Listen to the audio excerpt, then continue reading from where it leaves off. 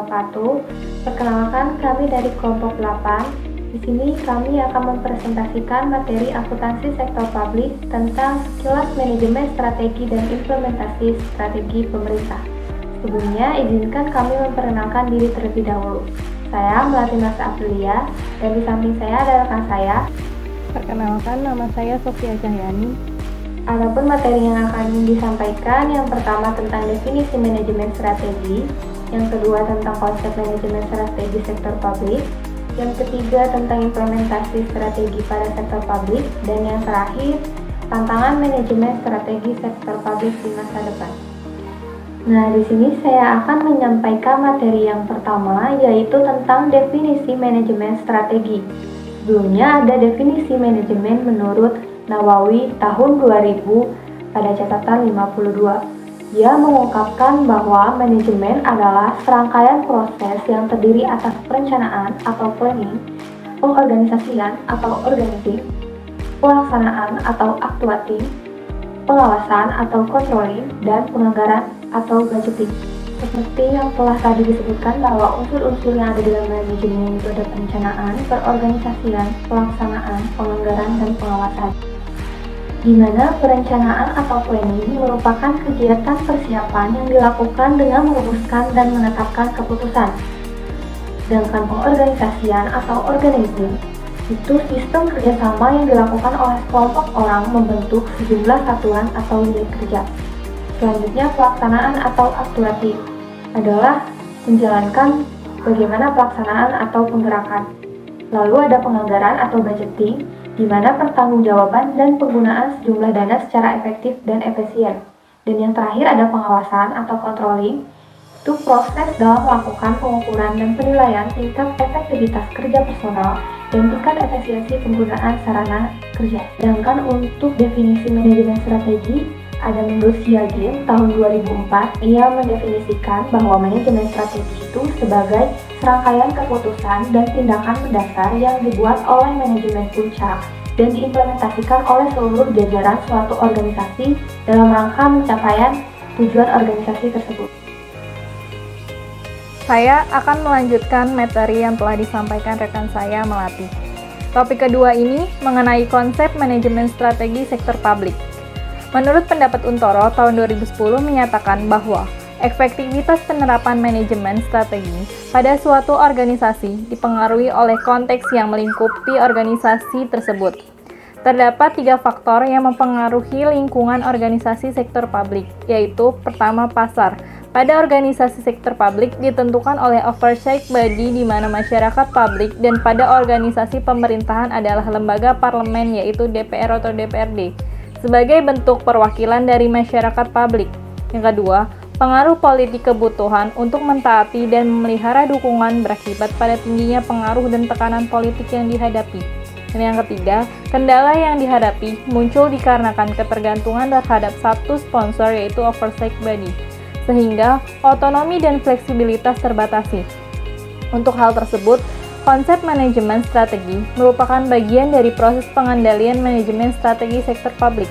Proses pengendalian manajemen sektor publik dapat dilakukan melalui komunikasi formal dan informal. Menurut Mardiasmo tahun 2009 menjelaskan bahwa komunikasi formal terdiri atas aktivitas formal organisasi yang meliputi pertama, perumusan strategi, yaitu tugas dan tanggung jawab manajemen puncak di dalam proses menentukan visi, misi, tujuan, sasaran, target, outcome, arah dan kebijakan, serta strategi organisasi. Yang kedua, perencanaan strategi adalah proses penentuan program, aktivitas, atau proyek yang akan dilaksanakan oleh suatu organisasi dan penentuan jumlah alokasi sumber daya. Yang ketiga, penganggaran di organisasi sektor publik memiliki karakteristik berbeda dengan penganggaran di sektor swasta yang terletak pada politik pada proses penganggaran. Dan yang keempat, penilaian kinerja merupakan tahap akhir yang dapat digunakan sebagai alat pengendali. Manajemen dikendalikan oleh sistem pengendalian kinerja dengan menekan mekanisme penghargaan reward dan sanksi punishment. Materi selanjutnya yaitu tentang proses manajemen strategi dalam organisasi perusahaan. Itu ada 5. Yang pertama, menetapkan arah dan misi organisasi, di mana setiap organisasi pasti memiliki visi, misi, dan tujuan. Tiga hal tersebut sebagai penentu arah yang akan dituju oleh organisasi. Tanpa visi, misi, dan tujuan, maka kinerja organisasi akan mudah dipengaruhi oleh situasi eksternal. Kedua, memahami lingkungan internal dan eksternal. Lalu untuk yang ketiga, memformulasikan strategi. Formulasi strategi melibatkan penetapan serangkaian tindakan yang tepat untuk mencapai tujuan organisasi. Formulasi strategi ini meliputi pengembangan misi organisasi, analisis SWOT, dan menetapkan tujuan jangka panjang. Lalu untuk poin keempat ada mengimplementasikan strategi. Dalam mengimplementasi strategi di organisasi sektor publik, diharapkan untuk menetapkan atau merumuskan tujuan organisasi tahunan, memikirkan dan merumuskan kebijakan, memotivasi karyawan, serta mengalokasikan sumber daya sehingga strategi yang telah diformulasikan dapat dilaksanakan. Dan untuk poin yang terakhir ada mengevaluasi dan mengawasi strategi. Selanjutnya ada pengendalian organisasi yang terdiri atas 3 jenis. Yang pertama ada pengendalian strategis, di mana pengendalian strategis merupakan proses dari evaluasi strategis yang dilakukan baik pada saat perumusan strategi maupun setelah implementasinya. Yang kedua ada pengendalian manajemen. Ini berfokus pada pencapaian sasaran dari berbagai substrategi sesuai dengan strategi utama dan pencapaian sasaran dan juga rencana jangka menengah. Dan yang ketiga ada pengendalian operasional. Pengendalian ini berfokus pada kinerja individu dan kelompok yang dibandingkan dengan peran individu maupun kelompok yang telah ditentukan oleh rencana organisasi. Adapun proses manajemen strategi pada organisasi pemerintah diatur dan tertuang dalam Undang-Undang Nomor 25 Tahun 2004 tentang Sistem Perencanaan. Yang pertama ada tahapan penyusunan rencana. Pada tahap ini, organisasi sektor publik adalah pemerintah yang merumuskan arah dan misi organisasi, sekaligus juga melakukan analisis SWOT untuk memahami lingkungan internal dan eksternal. Yang kedua, ada tahapan penetapan rencana, di mana pada tahap ini lebih pada bagaimana dokumen perencanaan seperti RPJP, RPJM, dan RKP daerah ditetapkan. Lalu yang ketiga, tahapan pelaksanaan rencana. Tahapan pelaksanaan rencana merupakan tahapan implementasi strategi, di mana berdasarkan proses manajemen strategi, tahapan ini disebutkan bahwa organisasi diharapkan menetapkan atau merumuskan tujuan organisasi tahunan. Topik keempat, yaitu membahas tentang tantangan manajemen strategi sektor publik di masa depan.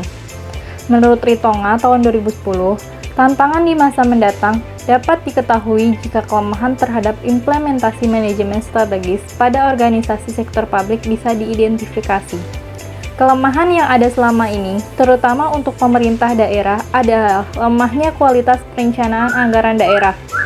Pemerintah daerah masih cenderung menggunakan paradigma lama, yaitu penyusunan program dan kegiatan hanya berdasarkan kebiasaan tahun-tahun sebelumnya, dengan menetapkan anggaran yang bersifat inkremental.